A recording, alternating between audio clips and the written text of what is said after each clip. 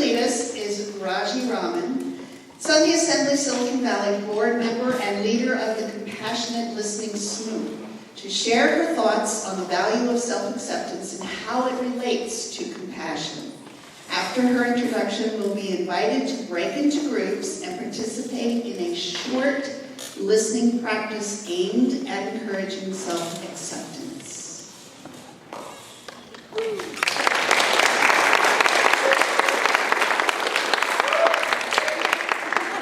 I'm up here. Okay. So I've been leading the Compassionate Listening Group for about 4 years. I don't believe it's been that long. My background is that I've been studying psychology and communications for my own benefit since I was in high school. I used to be really, really shy. Look at me now. And so my first task was to mitigate the shyness.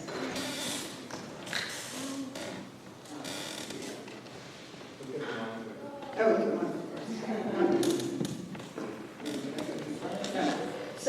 And I'm going to have to go over this fairly quickly if we're going to actually get a chance to do some experience. So there may not be as much explanation as you might like, but I'll be around afterwards.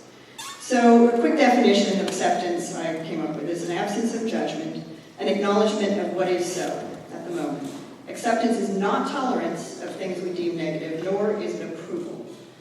Also, acceptance is a prerequisite for any change. As long as we're denying what is, we can't change it. We don't see a need to change it.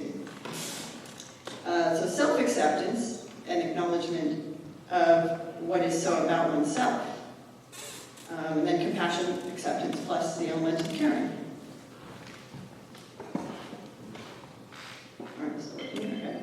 So I was trying to think about the relationship between compassion and acceptance, and I started with compassion from others towards us. And I was thinking one of the reasons that it seems to feel so good is it seems to invite us to accept ourselves. So there we get, this is my clever little PowerPoint thing, it's just 2 slides.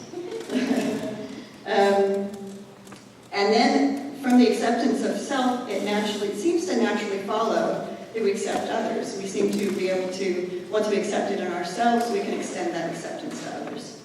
Another thing that seems to happen sort of naturally out of acceptance of self is a compassion for ourselves. It seems like this is where we can put a little more conscious effort when we notice something. We can just give ourselves a little bit of a break. And once these 2 elements are in place, it seems also to naturally follow that we have compassion for others. And so then we have a cycle going. There was a man in Santa Cruz named Kelly Bryson, who has the language of compassion, and he says, "We cannot feel compassion for others until we've received enough for ourselves." So it does seem to need this cycle.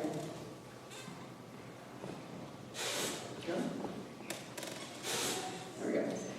So now one of the things, that sometimes we look for people for compassion, and I've encountered what I call anti-compassion, things that when I'm talking to them and they're starting off trying to be compassionate, and then these things come into play, and it just makes me want to shut off. I'll go somewhere else to look for it. So then I thought about what would I want? These are more sort of conceptual, abstract things. So it's hard to make a practice of telling people what not to do. And then these states are hard to tell people how to do them. Have attention, presence, it's hard to do. So I thought, what if I can create a practice that's a structured practice for listening that would keep people out of the weeds of all the anti-compassion. And maybe it wouldn't feel terribly compassionate, but at least it would make space for it.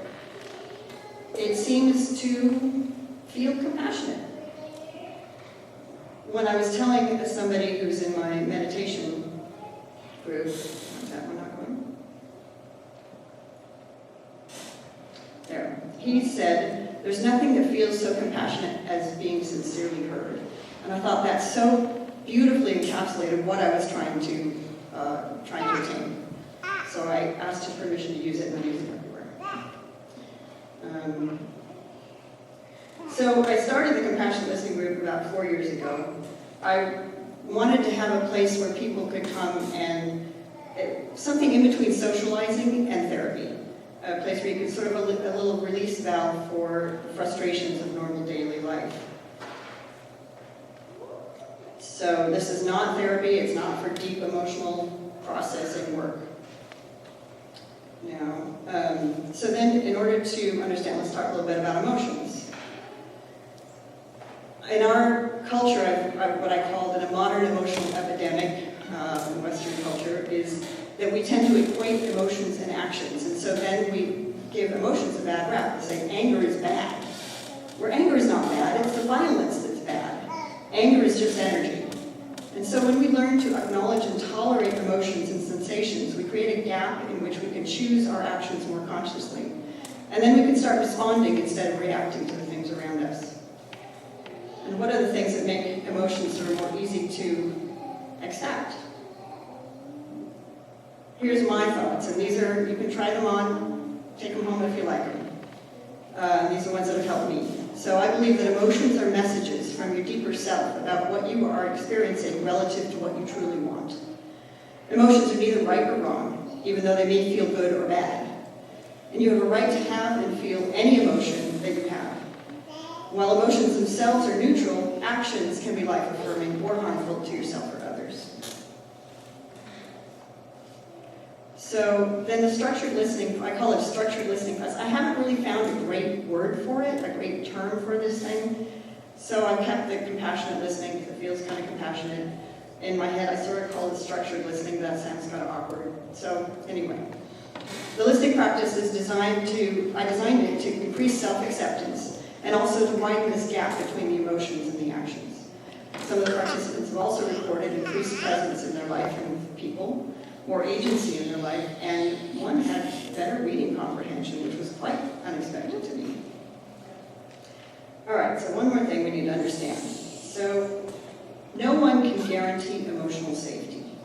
That is, your emotional map is known only to you. And what I do is I think about the emotional experience, the things I go in that will have an emotional effect, is in a comfort zone, a discomfort zone, or a danger zone. The danger zone are things I'm not really ready to confront, like doing this about 2 years ago.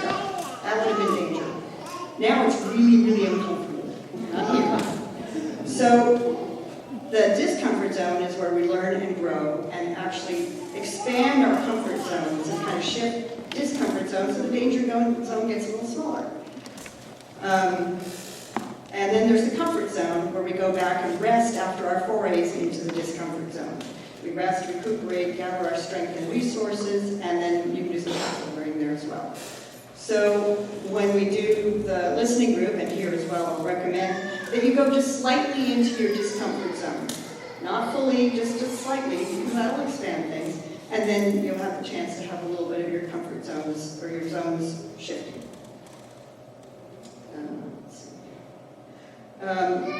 And then I'll talk a little bit about confidentiality, which usually happens in listening groups.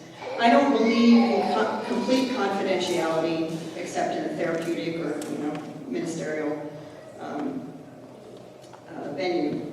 But I do believe in respectful confidentiality. That means don't share any details about what you're hearing with anybody else. No identifying details. So nobody can go down the road and go, I know he did that. And it also helps in when you're sharing in the group, you don't need to tell more details that are necessary to support the story you're trying to tell. So now finally, the listening practice. So it's structured in 3 stages, and there are 3 roles within it.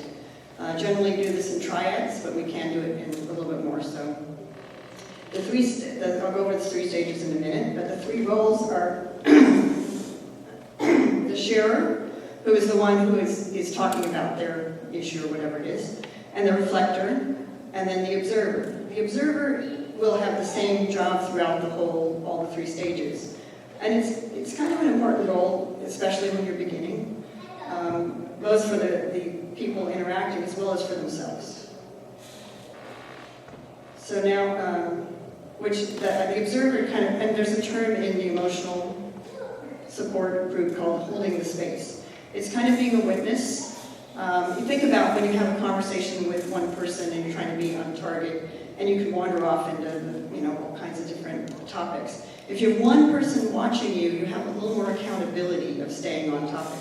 So that's partly their role. The other thing, let's see. So I'm going to have Alicia is going to come up and help me demonstrate. And so you guys will all be the observers. You pay attention to the interaction, and you notice, and you can also pay attention to your own sensations. If you have an urge, notice if you have an urge to do something. This is not so important. As audience members, we do this all the time. But when you're in a smaller group, you might have, no, you're doing it wrong. You need to do this. And your job is just to notice that urge and just sit with it. So then Alicia, who was the one that got me into this position up here. You're welcome. Thanks, Raji. Okay. So we'll do this. We'll do a little the first part of the exercise, and then I'll explain it. So she's going to pick an issue first. Hi, Raji. Hi, Alicia. So there's something kind of uncomfortable in my life, which is that when I eat a vegan, gluten-free, low-sugar diet, or no refined sugar. Hold on. Okay, so something uncomfortable in your life. Yes. That is when you eat a vegan, low-sugar, gluten-free diet. Yeah. I feel better in my body. You feel better in your body. And the issue is that that's pretty elaborate, and so... So the issue is that's pretty elaborate. Yeah, so I feel a lot of social pressure. And so you feel a lot of social pressure. To eat pizza or whatever it is that's generally available. To eat pizza or whatever it is that's generally available. And that's it. Thank you. All right, so you notice I used her exact terms. She tried to feed me in what I call ear-sized chunks, although I did a little of this when it's like got a little too long for me to sort of hold it all. See, it's hard for people to hear all that. And so then I checked with her, did I get it? So that's, and then if I had used a word that didn't feel right for her, she gets to tell me. This is all about her getting to hear her own words. So that's the first stage. Now once that's done, the next stage. So I'll let you read that. So let's see. So I understand that you have sort of, and I have to admit that I'm a little distracted right now, so I'm going to try.